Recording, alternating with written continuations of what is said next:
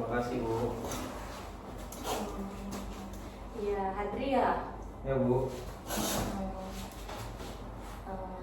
Hadri, gimana kabarnya hari ini? Baik Bu, kabar saya alhamdulillah. Bagus deh. Bagus deh kalau Hadri baik hari ini. Tadi sebelum kesini ada kelas nggak? Ada Bu. Belajar PKM Bu. Baiklah. Kalau gitu tadi lancar aja belajarnya di kelas. Ya Bu, lancar aja Bu.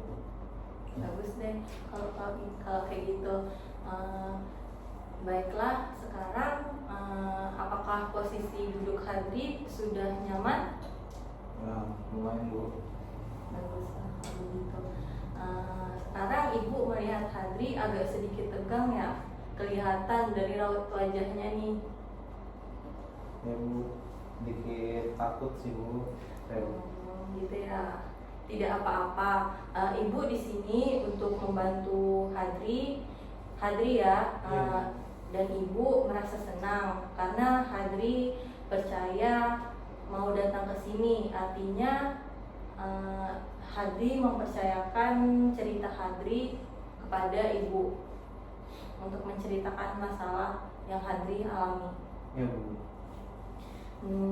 Sebelum kita mulai, Ibu ingin menjelaskan dulu ya soal sesi kita ini.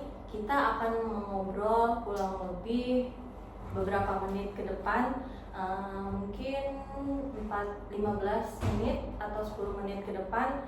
Nanti Hadri bisa menceritakan cerita sebebas-bebasnya, tidak perlu takut dihakimi. Selama itu ya Bu?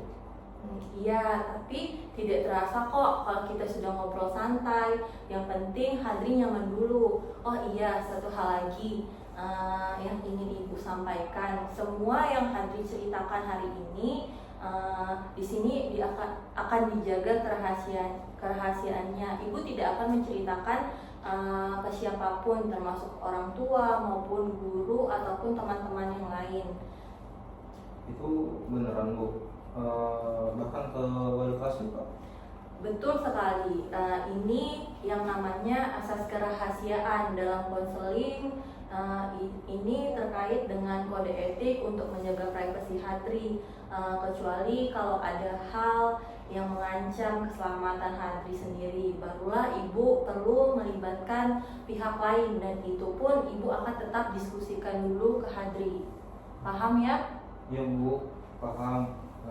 Jadi saya boleh cerita semuanya nih? Boleh banget. Justru Ibu berharap Hadri bisa terbuka. Nanti kita cari jalan keluarnya bersama-sama. Baik Bu, terima kasih. Nah, sebelum kita mulai ngobrol lebih dalam, boleh Ibu tahu bagaimana keseharian Hadri belakangan ini secara umum? Misalnya kegiatan di sekolah, di rumah, atau mungkin hobi yang sedang dijalani? Kalau di sekolah sih biasa aja sih Bu. Tapi belakangan ini saya lebih sering di rumah main game kalau pulang sekolah. Main game ya? Biasanya main game apa? Mobile Legends Bu, sama FF, sama teman-teman online Bu. Oh, jadi ada teman yang diajak main juga ya? Nah, menurut Hadri sendiri, akhir-akhir ini tuh ada tidak perubahan yang Hadri rasakan, baik dari sisi semangat belajar, hubungan sama teman, atau mungkin perasaan sehari-hari? Sebenarnya ada sih Bu. Saya ngerasa malas banget tuh buat belajar, dan kadang ngerasa berat aja gitu kalau mau ngerjain tugas tuh Bu. Jadi ada perasaan berat, malas yang cukup sering muncul. Ibu ingin memahami dulu lebih jauh mungkin kapan kira-kira perasaan itu mulai muncul, Hadri? Kayaknya sih dari awal semester ini Bu, sejak nilai saya mulai turun. Kamu merasa tertekan dengan situasi itu ya? Iya Bu, jadi saya tuh malas belajar, terus takut gagal lagi gitu Bu. Ibu mengerti rasa takut itu. Itu tidak sangat nyaman bukan? Kalau boleh Ibu tahu, apa yang biasanya muncul di pikiran Hadri saat menghadapi tugas? Saya sering mikir ini sih Bu, paling nanti hasilnya jelek juga, atau kalau saya kerjakan sekarang nih tugas-tugasnya dan salah, saya benar-benar merasa bodoh. Jadi ada perasaan berat dan malas yang cukup sering muncul. Jadi pikiran yang harus sempurna itu atau saya bodoh jika gagal itu yang buat Hadri sering memilih main game saja. Iya Bu, main game itu bikin saya tenang karena tidak ada yang menentu. Mari kita uji pikiran itu. Apakah benar jika satu tugas kurang maksimal artinya Hadri itu bodoh? Ya nggak juga sih Bu, tapi rasanya berat sekali kalau tidak sempurna gitu buat dikerjakan. Bagaimana kalau kita ubah kalimatnya menjadi lebih realistis? Misalnya, tidak apa-apa mencoba belajar dari kesalahan itu. Itu merupakan bagian dari proses. Ya rasanya lebih ringan sih Bu kalau mikir begitu. Hadri adalah pribadi yang berharga terlepas dari nilai akademik. Sekarang, apa langkah kecil yang bisa kamu lakukan minggu ini? Apa ya? Mungkin saya coba cicil tugas 15 menit dulu nih Bu, tanpa mikir hasilnya itu harus langsung bagus gitu. Ibu sangat menghargai keputusan Hadri. Hadri punya kendali atas langkah itu. Hadri mengatakan akan mencoba mencicil tugas selama 15 menit. Bagaimana perasaan Hadri sekarang saat membayangkan rencana itu? Rasanya sih jauh lebih lega Bu. Sepertinya 15 menit itu masuk akal dan tidak semenakutkan kalau harus selesai semua sekaligus. Bagus sekali.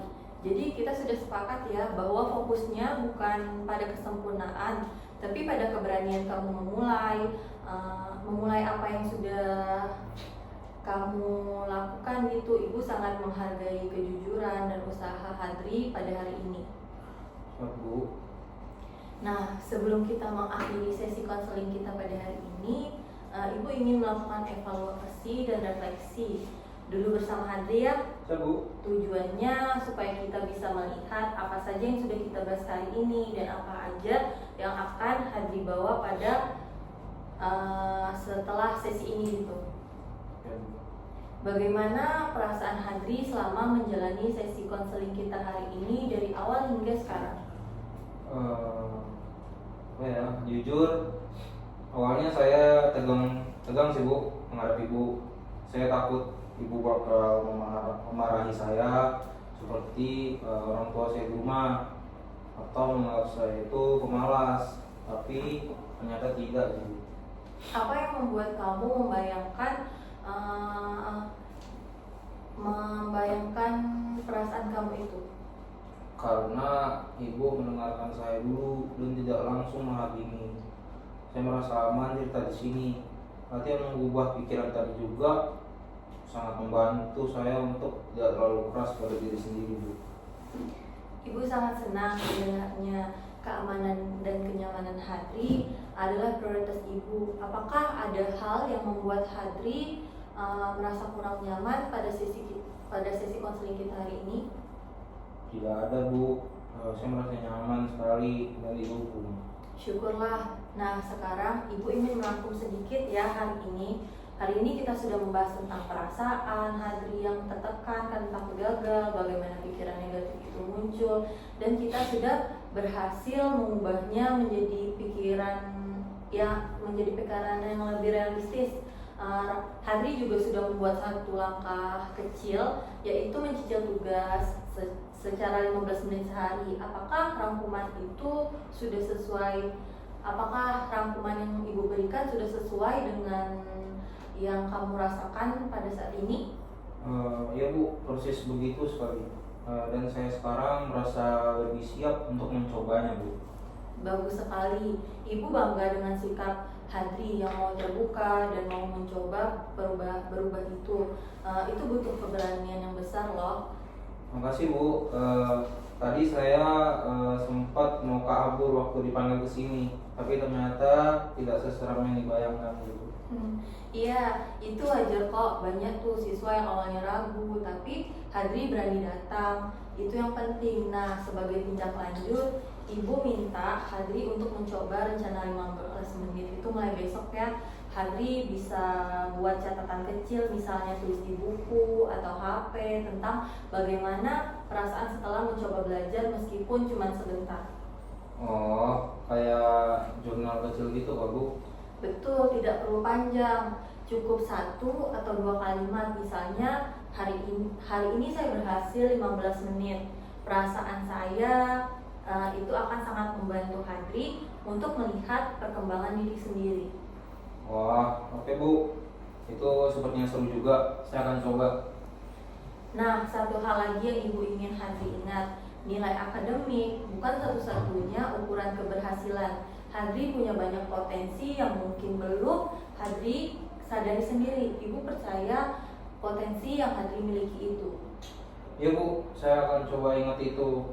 Kadang saya terlalu fokus sama nilai saya sendiri sampai lupa hal-hal lainnya Bu. Baiklah, Ibu percaya Hadri punya kemampuan untuk bertumbuh. Minggu depan kita akan bertemu lagi ya di jam yang sama untuk melihat bagaimana perkembangan rencana 15 menit itu.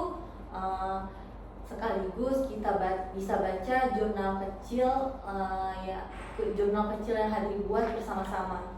Baik Bu, saya tunggu ya Bu. Terima kasih banyak sudah membantu saya hari ini. Sama-sama. Hadri, Ibu yang justru senang bisa mengobrol sama Hadri hari ini. Semangat terus ya. Semangat juga untuk kelas-kelas berikutnya. Baik Bu. Terima kasih Bu. Iya, Assalamualaikum. Waalaikumsalam.